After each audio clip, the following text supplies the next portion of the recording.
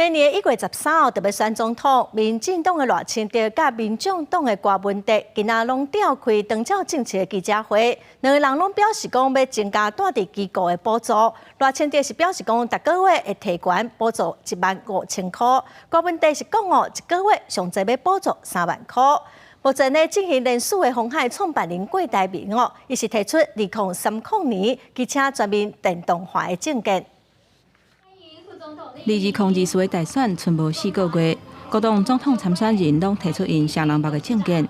民进党赖清德21召开第2场国政愿景发表会，重点放伫打造健康台湾、乐龄社会，提出包括健全健保财务、改善儿少医疗照护、设立100亿癌症新药基金、甲长照3.0，强化重度适龄者的照顾，增加多属性服务的补助，提悬长照服务涵盖率等等。借由医疗政策打造健康台湾，借由长照3.0建立一个乐龄幸福的社会。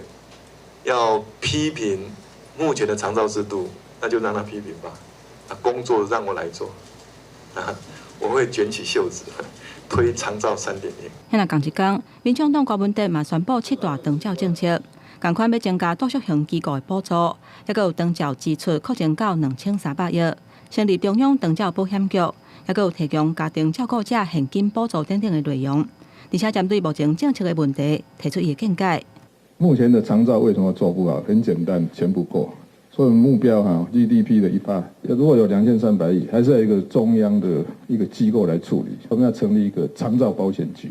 那启动连署要参选总统的鸿海创办人郭台铭，持续去夜市拜票，嘛提出环保另外政策。2030年。